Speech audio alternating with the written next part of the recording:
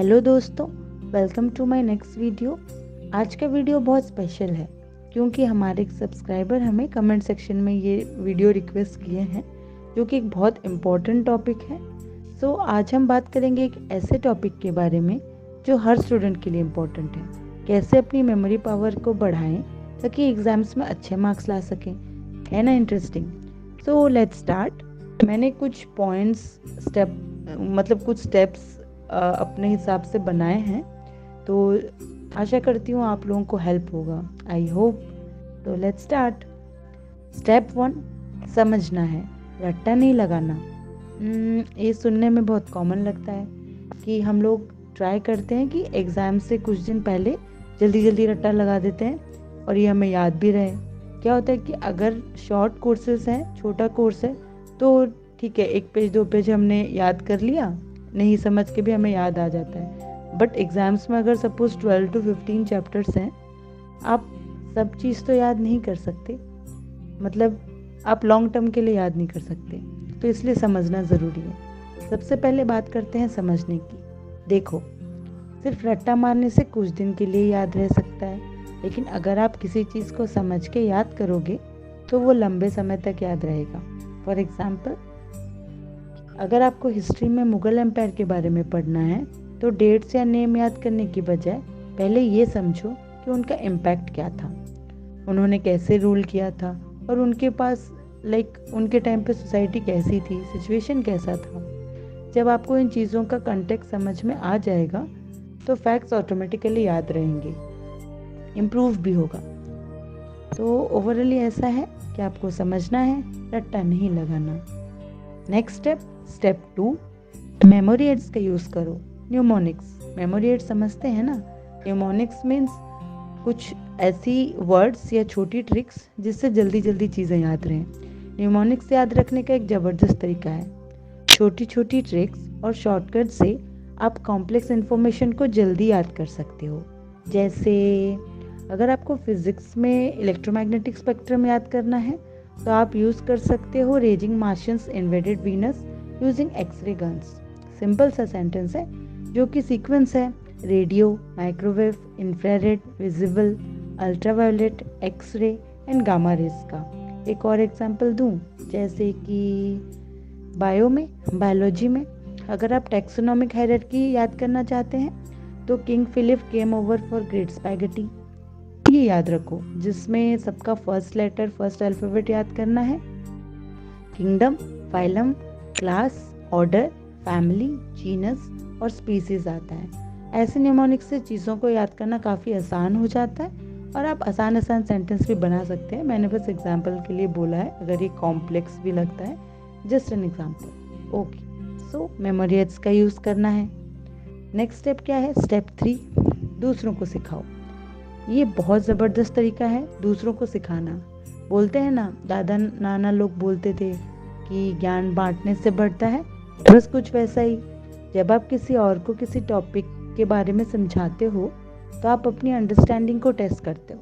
For example, अगर आपको maths में ट्रिग्नोमेट्री के फॉर्मूलेस याद करने हैं तो अपने फ्रेंड्स को वो फार्मूला समझाओ कि कैसे डिराइव हुआ है, कहाँ से निकल के आया है, कहाँ से उसका बेस है, या फिर खुद को ही मिरर के सामने सिखाओ। ये मेरा आइडिया था। When I was in school I was doing the same thing in front of mirror.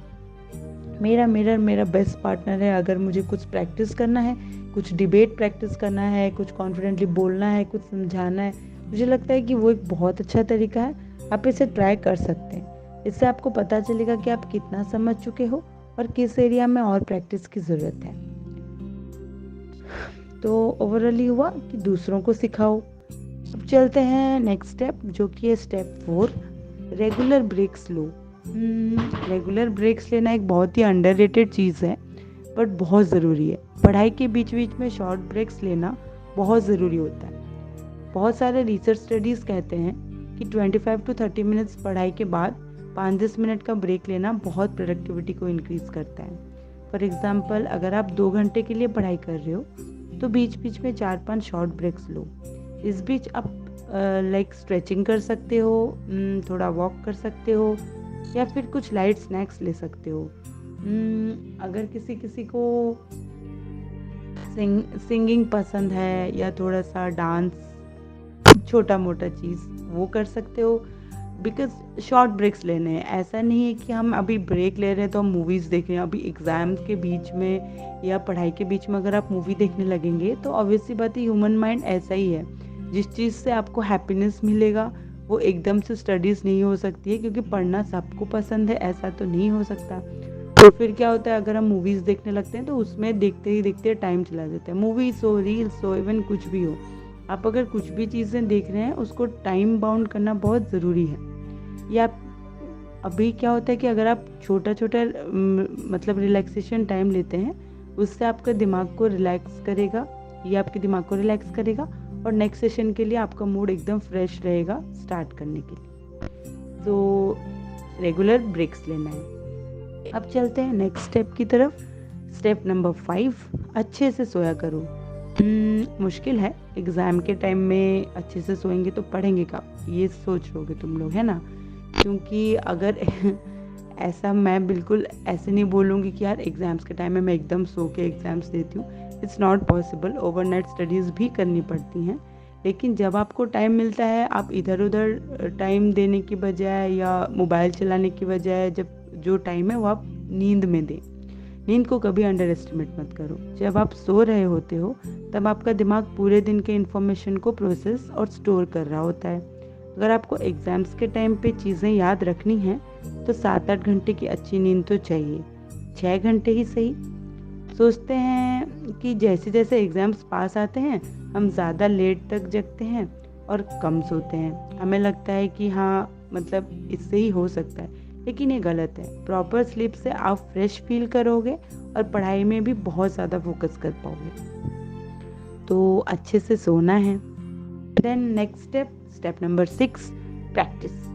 Practice practice practice practice makes a person perfect. हाँ, ये तो सुना ही होगा। अगर आपको किसी चीज़ में परफेक्ट बनना है तो उसकी प्रैक्टिस करते रहो। फॉर एग्ज़ाम्पल, अगर आप साइंस के कंसेप्ट याद कर रहे हो तो उनके रिलेटेड क्वेश्चन सॉल्व करो, न्यूमेरिकल सॉल्व करो, क्विज़ेस, फ्लैश कार्ड या मॉक टेस्ट ले लो। जितना प्रैक्टिस करोगे उतना ही इन्फॉर्मेशन आपके दिमाग में डीपली स्टोर होता जाएगा। या तो जैसे प्रीवियस ईयर क्वेश्चंस, ये बेस्ट रहता है। पास्ट पेपर्स या प्रीवियस ईयर क्वेश्चंस को सॉल्व करना, ये भी एक अच्छा तरीका है एग्ज़ाम्स के फॉर्मेट को और अपनी प्रिपरेशन को चेक करने का कि आपका कहाँ तक सिलेबस हुआ है। Then step number 7, visualization and mind mapping. Okay, visualization क्यों इम्पोर्टेंट है? बिकॉज विजुअलाइजेशन और माइंड मैपिंग बनाना एक इफ़ेक्टिव टेक्निक तब हो जाता है जब आप किसी टॉपिक को समझ नहीं पा रहे हैं तो आप विजुअलाइज करके उसे याद कर सकते हैं। कैसे? जब आप किसी टॉपिक को विजुअली रिप्रेजेंट करते हो तो आप उससे मतलब बहुत ज़्यादा अच्छे से समझ पाते हो। फॉर एग्ज़ाम्पल, अगर आपको ह्यूमन सर्कुलेटरी सिस्टम याद करना है तो उसका एक डायग्राम बनाओ या फिर वीडियो देख लो यूट्यूब पे जो उस प्रोसेस को एक्सप्लेन करता हो, एनिमेटेड वीडियोस लाइक। हाँ, माइंड मैप्स आपके कंसेप्ट्स को लिंक करने में बहुत मदद करते हैं और एग्जाम्स के टाइम पे जल्दी से रिवाइज करने के लिए भी बहुत हेल्पफुल होते हैं। सो विजुअलाइजेशन एंड माइंड मैपिंग एक बहुत अच्छा टेक्निक है। देन लास्ट स्टेप हमारा step number 8, healthy diet and exercise. दोस्तों, अपनी हेल्थ का बहुत ध्यान रखिए, बहुत ज़्यादा ज़रूरी है। बहुत अंडररेटेड है ये चीज़ें, क्योंकि हम उस टाइम में एग्ज़ाम्स के टाइम में एकदम भूल जाते हैं कि भाई क्या करना है। हाँ, तो हेल्दी डाइट बहुत ज़रूरी है। Healthy diet and regular exercise आपके ब्रेन फंक्शन को इम्प्रूव करते हैं। For example, fruits, vegetable, nuts या सीड्स, आप इन सबको अपने डाइट में इंक्लूड करो और डेली थोड़ा थोड़ा एक्सरसाइज या योगा करो। मुझे पता है बहुत मुश्किल है सुबह सुबह उठ के फिर एग्ज़ाम्स के बीच में एक्सरसाइज या योगा करना बहुत डिफ़िकल्ट है, लेकिन जैसे अगर आप रेगुलरली थोड़ा थोड़ा करेंगे, 5 मिनट हो, 10 मिनट हो, तो क्योंकि बोलना बहुत इजी हो जाता है कि अरे ये करो वो करो, मतलब इतना चीज़ बोल के कुछ होगा नहीं। वी नीड अ प्लान, है ना। तो डेली आप थोड़ा थोड़ा 5 मिनट्स होता है आपसे तो 5 मिनट्स बस योगा करिए, मेडिटेशन करो, फिर उसके बाद उतना काफ़ी है। थोड़ा वॉक कर लो बीच बीच में, कुछ फॉर्मूले याद कर रहे हो, कुछ कॉन्सेप्ट्स याद कर रहे हो तो घूमते हुए याद कर लो, है ना। ये आपके ब्रेन को एक्टिव रखता है और मेमोरी को बहुत एनहांस करता है। सो ओवरऑली मैंने ये 8 स्टेप्स बताए आपको। इसके अलावा बहुत टेक्निक्स भी हैं, ये मैं अपने हिसाब से 8 स्टेप्स बनाई हूँ। आप भी कमेंट सेक्शन में बता सकते हैं कि इसके अलावा क्या क्या चीज़ें आप करते हैं अपनी मतलब एग्ज़ाम प्रिपरेशन या अपने मेमोरी पावर को बूस्ट करने के लिए, जो कि अगर आप कमेंट सेक्शंस में बताएंगे तो बाकी स्टूडेंट्स की भी हेल्प होगी। तो दोस्तों, ये थे कुछ सिंपल स्टेप्स जिनके थ्रू आप अपनी मेमोरी पावर को इम्प्रूव कर सकते हो और एग्ज़ाम्स में अच्छा परफॉर्म कर सकते हो। याद रखो, सिर्फ मेहनत से नहीं किससे, कैसे।